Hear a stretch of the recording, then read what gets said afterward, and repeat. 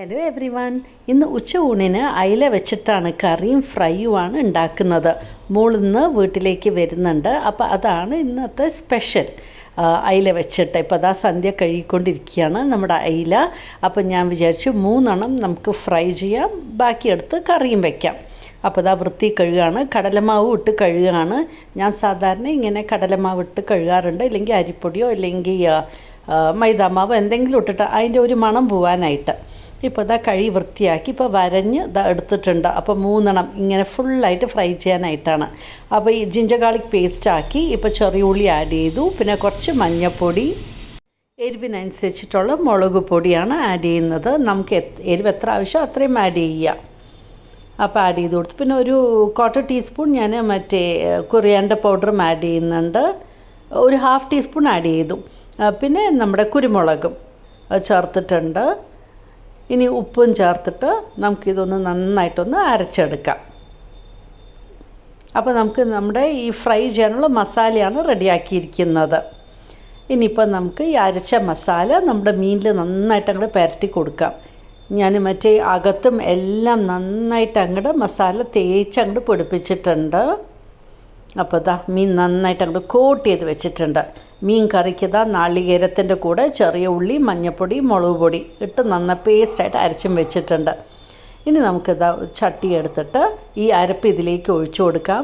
എന്നിട്ട് മിക്സി പാത്രം തന്നെ കഴുകിയിട്ട് വേണ്ട വെള്ളം നമുക്ക് ആഡ് ചെയ്ത് കൊടുക്കണം. ഇപ്പോൾ ഇതാ വെള്ളവും ആഡ് ചെയ്ത് കൊടുത്തു. ഇനി 2 പച്ചമുളകും ഒരു ചെറിയ പീസ് ഇഞ്ചിയും നീളത്തിൽ കട്ട് ചെയ്തിട്ടിട്ടുണ്ട്. പിന്നെ പാകത്തിൽ ഉപ്പ് ആഡ് ചെയ്ത് കൊടുക്കാം. അതുപോലെ ഞാൻ കുടംപുളിയാണ് ഇട്ടുണ്ടാക്കാൻ പോകുന്നത്. കുടംപുളി വെള്ളത്തിലിട്ടിട്ടുണ്ട്. അപ്പോൾ അതെന്താ നമുക്ക് ആഡ് ചെയ്ത് കൊടുക്കാം. അപ്പോൾ കുടംപുളിയും ആഡ് ചെയ്ത ശേഷം നമുക്ക് നമ്മുടെ മീനിൻ്റെ കറി തിളപ്പിച്ച് തുടങ്ങാം. അപ്പോൾ ഇത് തിളച്ച് വരുമ്പോൾ നമുക്ക് മീനിൻ്റെ പീസസ് ഇട്ട് കൊടുക്കണം. ഇപ്പോൾ അത് അങ്ങനെ കറി തിളയ്ക്കാനായിട്ട് വെച്ചിട്ടുണ്ട്. ഇപ്പോൾ കണ്ടില്ല, ഇങ്ങനെ പതഞ്ഞ് വരുന്നുണ്ട്. നമുക്ക് നമ്മുടെ കട്ട് ചെയ്ത് വെച്ചിരിക്കുന്ന നമ്മുടെ അയിലയുടെ പീസസ് ആഡ് ചെയ്ത് കൊടുക്കാം. ഫിഷ് കറി ആകുമ്പോൾ പിന്നെ വേഗം ആകുമല്ലോ. പിന്നെ ഇത് സിമ്പിൾ കറിയുമാണ്, ടേസ്റ്റിയുമാണ്. മക്കൾക്ക് ഇഷ്ടമാണ് ഇങ്ങനെ ഉണ്ടാക്കുന്നത്. ഇപ്പോൾ പീസസൊക്കെ ആഡ് ചെയ്ത് അത് തിളയ്ക്കാനായിട്ട് വെച്ചിട്ടുണ്ട്. ഇനി നമുക്ക് മീൻ വറുക്കാനായിട്ട് ഞാൻ എൻ്റെ സ്കില്ലറ്റ്, കാസ്റ്റ് അയണിൻ്റെ സ്കില്ലറ്റ്, ലോജിൻ്റെ സ്കില്ലറ്റാണ്. ഇത് നല്ല അടിപൊളി സാധനമാണ്. അപ്പോൾ വെളിച്ചെണ്ണ ഒഴിച്ചു കൊടുത്തു.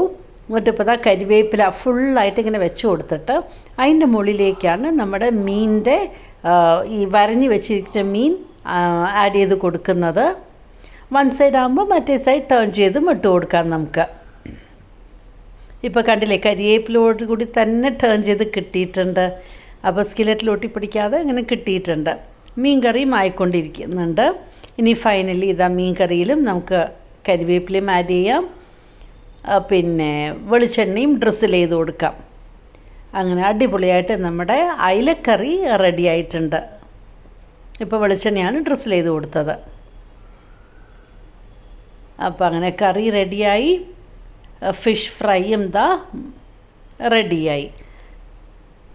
അപ്പോൾ മോള് വരുന്ന പ്രമാണിച്ചിട്ട് ഉണ്ടാക്കിയതാണ് ഇന്ന് ഉച്ചയൂണിന്. ഇതാണ് ഞങ്ങൾക്ക്, അതാണ് ഞാൻ നിങ്ങളുടെ കൂടെ ഷെയർ ചെയ്തത്. ഇഷ്ടമായി കാണുമെന്ന് വിചാരിക്കുന്നു. Thank you for watching.